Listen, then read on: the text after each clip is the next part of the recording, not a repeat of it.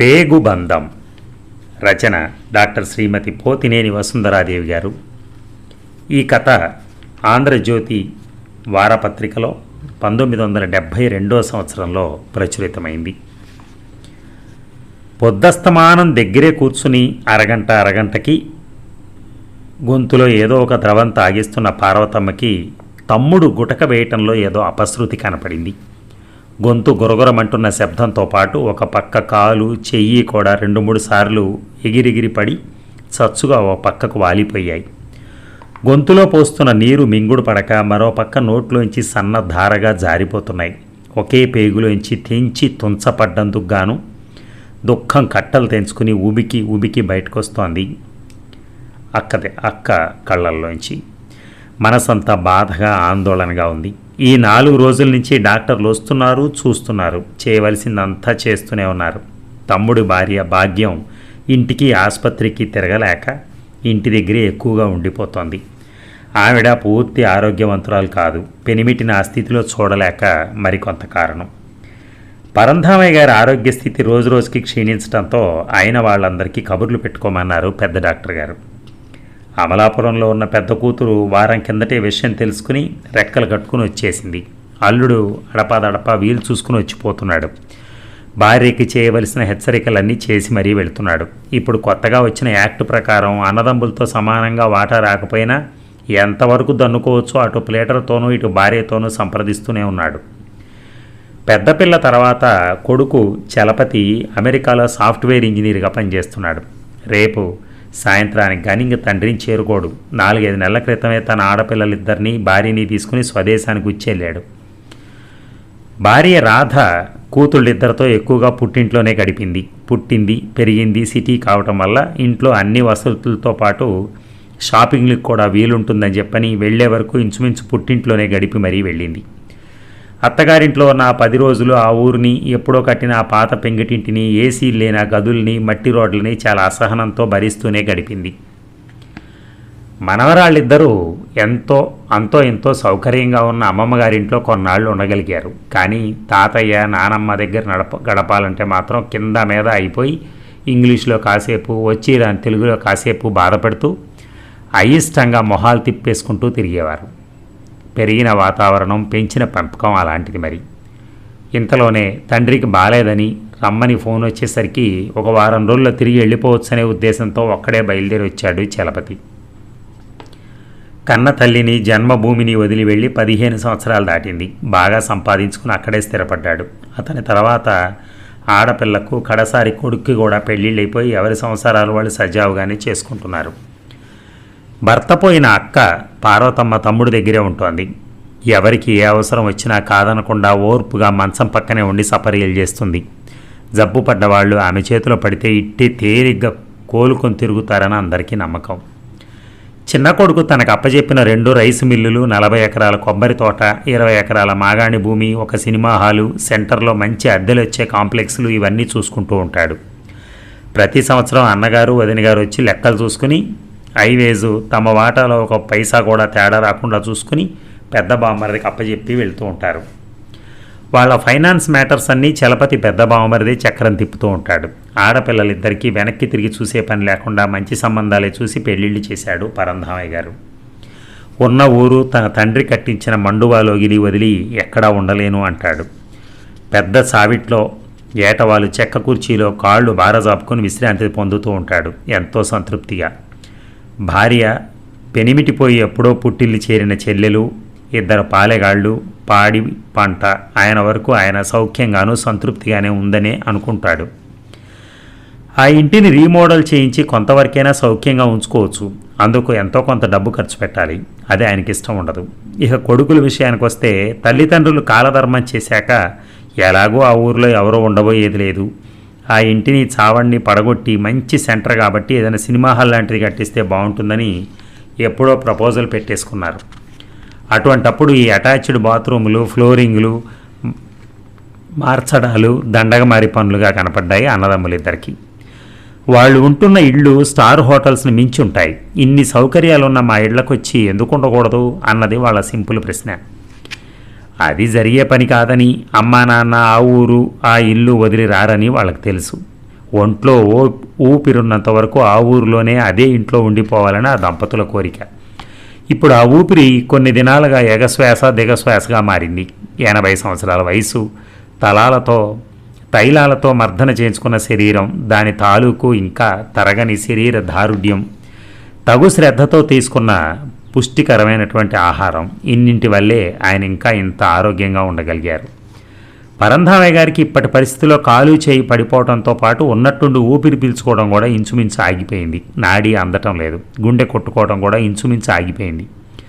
మంచం పక్కగా అమర్చిన మానిటర్ అతని చావు బతుకుల పరిస్థితిని కళ్ళకు కట్టినట్టుగా విసిదపరుస్తోంది. ప్రతి క్షణం కనిపెట్టి చూస్తున్న 2 నర్సులు ఒక్కసారిగా ఎలర్ట్ అయ్యారు. డాక్టర్లు, నర్సులు, వార్డు బాయ్స్ అందరూ చుట్టూ పోగయ్యారు. ఆగిపోయిందనుకున్న గుండె మీద 2 పిడికిళ్ళు బిగించి 2-3 సార్లు బలంగా ఓడుపుగా గుద్దారు డాక్టర్ గారు. పక్కనే ఉన్న డిఫిబ్రిలేటర్ మిషన్తో డీసీ షాక్ ప్లేట్స్ తీసుకుని గాలి కంటే వేగంగా గుండెల మీద కరెంట్ షాక్ థెరపీ ఇచ్చారు. 2-3 స్ట్రోకులతో గుండె తిరిగి కొట్టుకోవడం మొదలైంది. శ్వాస కూడా బాగానే తీసుకోగలుగుతున్నారు. లైఫ్ లైన్లోకి ఇవ్వవలసిన ఇంజెక్షన్స్ లోడ్ చేసి చకచకా ఇచ్చేస్తున్నారు డాక్టర్లు. చూసేవాళ్ళకి ఈ ప్రక్రియ అంతా ఒక యుద్ధ ప్రాతిపదికన జరుగుతున్నట్టుగా ఉంది. క్రమశిక్షణ కలిగిన టీంలా పనిచేస్తున్నారు ఎవరికి వారు అంతా కలిసి. అప్పటికి పెద్ద కొడుకు చలపతి వచ్చి 4 గంటలైంది. కొడుకులు, కూతుళ్ళు అంతా ఒక పక్కగా నిలబడి ఇదంతా చూస్తూనే ఉన్నారు. ప్రాణాలు పోయి అంతా అయిపోయిందనుకున్న తండ్రి మళ్ళీ ఊపిరి తీసుకోవటం, గుండె కొట్టుకోవటం, ఇదంతా దగ్గరుండి చూస్తున్న వాళ్ళకి సంభ్రమంగాను మరికొంత అయోమయంగాను అనిపించసాగింది. కూతుళ్ళిద్దరూ తండ్రికి దగ్గరగా వచ్చి తలా చేతులు నిమురుతూ నిలబడ్డారు. తండ్రి షాక్ నుంచి తేరుకున్నా చలపతి మాత్రం ఇంకా అసలైన షాక్ నుంచి తేరుకోలేకపోయాడు. తండ్రి మళ్ళీ బ్రతకడం అన్నది కలో నిజం అతను జీర్ణించుకోలేకపోతున్నాడు. అమెరికాలో కూడా ఇటువంటి వైద్యం ఇంత చురుగ్గా అందదేమో అనుకున్నాడు. ఆ క్షణంలో అతని మనసులో ఆలోచనలు వేరే విధంగా ఉన్నాయి. అది ఎవరికి అంతు చిక్కని విషయం. పరంధామయ్య గారికి గుండె కండరాలు బలహీనంగా ఉన్నాయని, అంచేత శరీరానికి సరిపడా రక్తాన్ని అది పంపు చేయలేకపోతోందని, పేస్ మేకర్ అనే పరికరాన్ని అమరిస్తే గుండె లయబద్ధంగా కొట్టుకుంటూ పనిచేస్తుందని డాక్టర్లు నిర్ధారణకు వచ్చారు. ఆ మాటే కొడుకులిద్దరినీ పక్కకు పిలిచి వివరంగా చెప్పారు. సరే అలాగే చేయండి డాక్టర్ గారు అన్నాడు చిన్న కొడుకు వెంటనే. మీకెలా తోస్తే అలా చేయండి, మీ చేతుల్లో పెట్టాం అన్నారు కూతుళ్ళిద్దరు. అవసరం అంటారా అన్నాడు పెద్ద కొడుకు చలపతి. అలా చేస్తే కొంతకాలం నెట్టుకొస్తారు. మరి కొంచెం జాగ్రత్తగా ఉండి మందులు శ్రద్ధగా వాడుకుంటూ ఉంటే మరికొన్ని సంవత్సరాలు ఆయుర్దాయాన్ని పెంచవచ్చు అన్నారు డాక్టర్ గారు అన్నీ వివరంగా చెప్తూ. ఆ మర్నాడే పేస్ మేకర్ అనే పరికరాన్ని గుండెకి అమర్చారు. అప్పటి నుంచి ఆయన మామూలుగానే మాట్లాడగలుగుతున్నాడు. కళ్ళు విప్పార్చి 4 వైపులా వెతుక్కుంటున్నాడు పెద్ద కొడుకు చలపతి కోసం. అతని దగ్గరికి రాగానే కొడుకు చేతిని తన బలహీనమైన చేతుల్లోకి తీసుకుని నిమురుతూ కోడలి, పిల్లల యోగక్షేమాలు అడిగి తెలుసుకున్నాడు. అందరి వంక ఒకసారి చిరునవ్వుతో చూసి అక్కను దగ్గరికి పిలిచి, పైలోకాలకు వెళ్ళి తిరిగి వచ్చాను. ఆత్మ శరీరాన్ని వదిలి వెళ్ళిపోతుంటే మళ్ళీ బంధించి పట్టి తెచ్చి లాక్కొచ్చి మరీ ఈ శరీరంలో ప్రతిష్టాపన చేశారు ఈ డాక్టర్లు అంటూ ఆగి ఆగి మాట్లాడుతూ ఉంటే అందరి కళ్ళల్లో నీళ్లు తిరిగాయి. అవును తమ్ముడు, మరో 2 నిమిషాలు ఆలస్యమై ఉంటే ప్రాణాలు అనంత వాయువుల్లో కలిసిపోయాయి. దేవుడా, నాకింకా నా పుట్టింటిని, నా తమ్ముడిని నాకు మిగిల్చాడు ఆ దేవుడు అంటూ తమ్ముడిని తనివి తీరా నిమురుతూ కళ్ళు తుడుచుకుంది పార్వతమ్మ. స్థాణువులా నిలబడి ఇదంతా చూస్తూ వింటున్నాడు చలపతి. 4 రోజులు ఐసీయూలోనే ఉంచారు. బంధువులంతా ఒక్కొక్కరే వచ్చి చూసి వెళుతున్నారు. అయిన వాళ్ళు, ఆప్తులు అంతా ఒక్కరొక్కరే వచ్చి పలకరిస్తూ ఉంటే ఆయన ఆరోగ్య పరిస్థితి మరింత మెరుగుపడినట్లయింది. రోజు రోజుకి కొంత ఆరోగ్యం మెరుగుపడుతూ వచ్చేసరికి కొంచెం చారన్నం, మజ్జిగతో మెత్తటి అన్నం పెట్టచ్చన్నారు. కొంచెం ఆహారం తీసుకోగలుగుతున్నాడు. రోజు రోజుకి మెరుగుపడుతున్న తండ్రిని చూసి పెద్ద కూతురు ఇంటి దగ్గర ఎలా ఉందో ఎక్కడిదక్కడ వదిలేసి పరిగెత్తుకొచ్చాను. నాన్నగారికి కొంత పర్లేదు కదా, మళ్ళా 2 రోజుల్లో వస్తాను అంటూ ఊరికి బయలుదేరింది. తమ్ముడి చేతులు నిమురుతూనో నెమ్మదిగా కాళ్ళు ఒత్తుతూనో క్షణం కూడా వదిలి ఉండటం లేదు పార్వతమ్మ. భాగ్యమ్మకు మాత్రం ఇదంతా తెలియకుండా 2-3 దఫాలుగా తీసుకొచ్చి పెనిమిటిని చూపించారు. ఆ రోజు వంటింట్లో కూరలు తరుగుతున్న తల్లికి దగ్గరగా వచ్చి గట్టు మీద కూర్చున్నాడు చలపతి. తండ్రికి ఈ ఇబ్బంది అంతా ఎప్పుడు మొదలైంది, హాస్పిటల్లో ఎప్పుడు చేర్చారు అన్నీ వివరంగా తల్లిని అడుగుతున్నాడు. వచ్చినప్పటి నుంచి అదోలా ఉంటున్నాడు పెద్ద కొడుకు. చాలా ముభావంగాను అంటీ ముట్టనట్టుగా కూడా ఉంటున్నాడు. ఆ మాటల మీద అంది, పాలేరు రాముడు చూశాడు, పేపర్ చదువుకుంటూనే కుర్చీలో వాలి జారగిల పడిపోయారంట. అలా ఒరిగిపోయి ఉండడాన్ని చూసి వాడు గుండెలు బాదుకుంటూ ఏడుస్తూ పరిగెత్తుకెళ్ళి ట్యాక్సీ తీసుకొచ్చాడు. డ్రైవర్ సహాయంతో హాస్పిటల్లో చేర్పించాడు అంటూ కొడుకు ముఖంలోకి ఎగాదిగా చూసింది.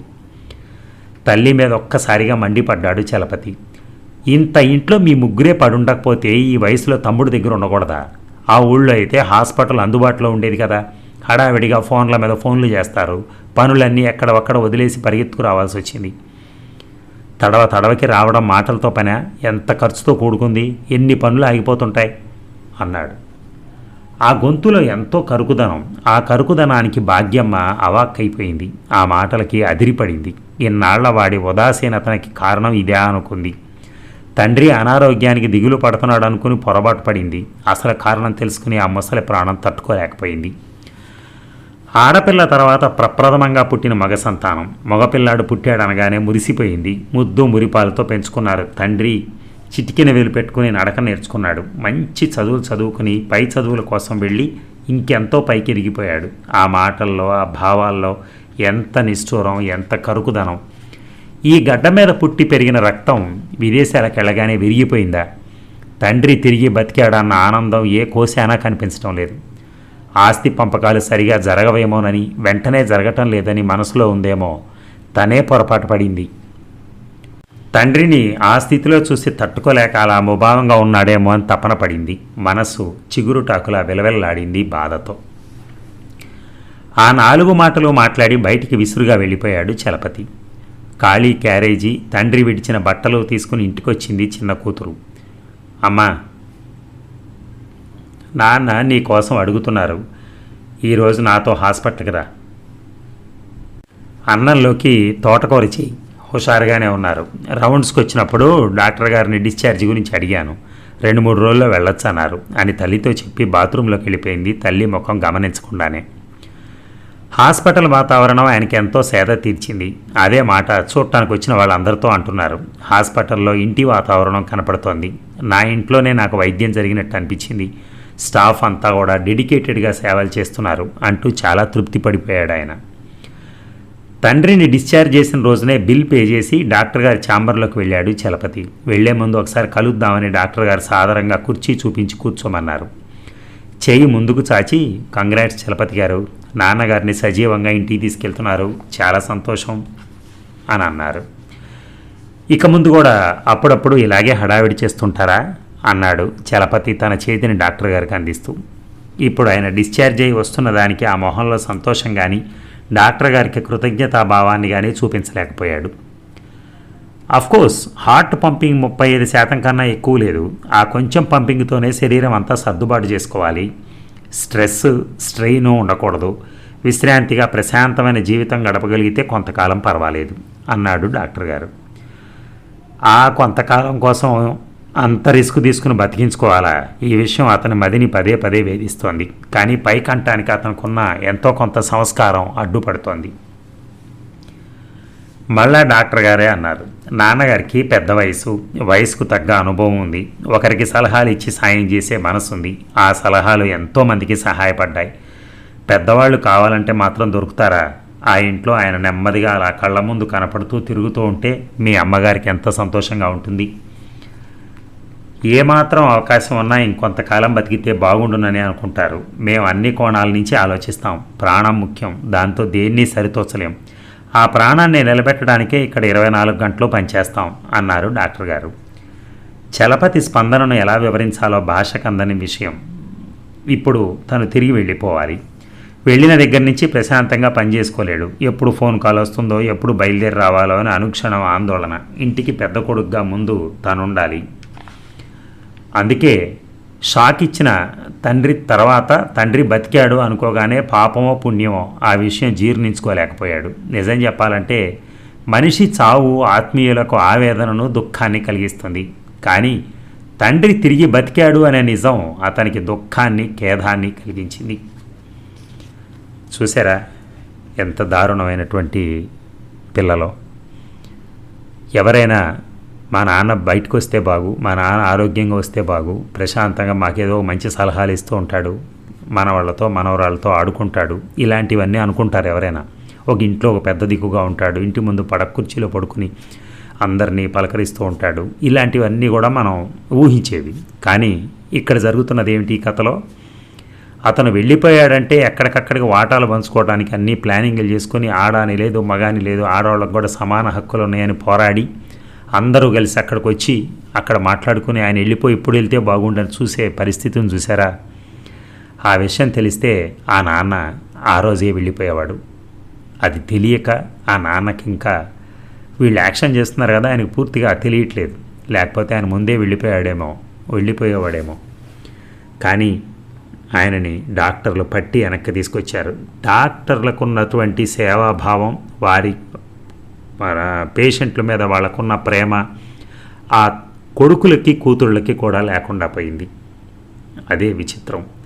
ఈ రోజుల్లో అంతా డబ్బే మైకం, డబ్బే నడిపిస్తోంది మనిషిని, ఏదీ నడిపించడం లేదు.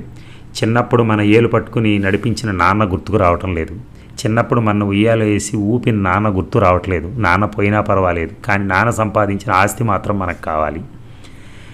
ఎంత దారుణం అండి. అమ్మ శ్రీమతి పోతినేని వసుంధరాదేవి గారికి మా నమస్సుమాంజలులు. మీరు ఒక మంచి కథ అందించారు. Thank you very much. మీకు కనుక మా ఛానల్ నచ్చినట్టయితే మా ఛానల్ని సబ్స్క్రైబ్ చేయండి, ఫాలో కండి. Thank you.